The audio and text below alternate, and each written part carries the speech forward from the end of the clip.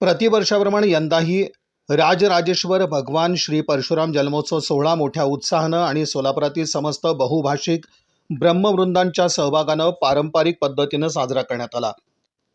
अक्षय तृतीया रविवार दिनांक 19 एप्रिल रोजी सायंकाळी जुने विठ्ठल मंदिर उत्तर कसबा इथं पुरोहितांच्या वेदघोषासोबत पूर्ण शास्त्रोक्त पद्धतीनं श्रींच्या मूर्तीची प्रतिष्ठापना आणि पूजा अर्चा करण्यात आली।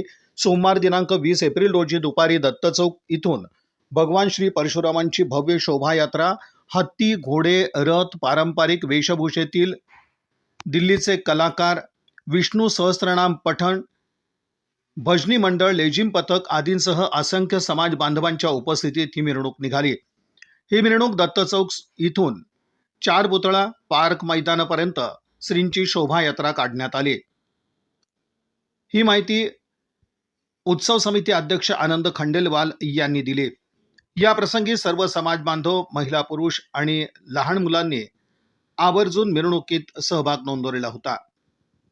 भाजपाच्या शहर अध्यक्षा रोहिणी तडवळकर या देखील या मिरवणुकीत सहभागी झाल्या होत्या। त्यांनी देखील आपली भावना या प्रसंगी व्यक्त केली। आज परशुराम जयंतीच्या निमित्ताने सर्व ब्रह्मवृंदांनी मिळून परशुराम जयंतीचा उत्सव साजरा काल केला। अक्षय तृतीयेच्या मुहूर्तावर काल महामानव डॉक्टर बाबासाहेब आंबेडकर जयंतीची मिरवणूक, त्याचबरोबर महात्मा बसवेश्वराची मिरवणूक असल्यामुळे आज ही मिरवणूक या मार्गावरून होत आहे। या मिरवणुकीमध्ये सर्व ब्राह्मण समाज, सर्व बहुभाषिक ब्राह्मण समाज, त्याचबरोबर परशुराम जन्मोत्सव महामंडळ यांच्या वतीने आज ही मिरवणूक साजरी होत आहे। आपण या मिरवणुकीमध्ये बघताय की परमेश्वराचे सर्व अवतार इथे सादर केलेले आहेत। त्याचबरोबर वेगवेगळ्या प्रकाराचे म्हणजे रामाची असेल, हनुमानाची असेल, नरसिंहाची असेल, अशा वेगवेगळ्या दृश्याच्या स्वरूपामध्ये झाकी सादर केलेल्या आहेत। त्याचे खेळ रस्त्यावरती चालू आहेत। त्याचबरोबर मोठा मुलींचा आणि मुलींचा लेझिम संघ यामध्ये सामील झालेला आहे। त्याचबरोबर महिला डोक्यावरती कलश घेऊन या मिरवणुकीमध्ये सामील झालेल्या आहेत। त्याचप्रमाणे 100 महिला विष्णू सहस्त्रनाम जप करत या मिरवणुकीमध्ये सामील झालेल्या आहेत। त्याचबरोबर भजनी मंडळाचाही समावेश आहे। अशा सर्व प्रकारच्या भक्तिमय वातावरणामध्ये भगवान परशुरामाचा हा जन्मोत्सव इथे मिरवणुकीच्या रूपाने त्याची सांगता होत आहे।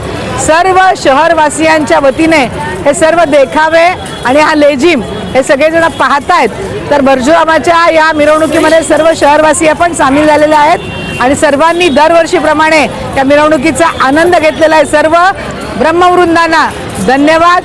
जय हिंद, जय महाराष्ट्र, जय परशुराम।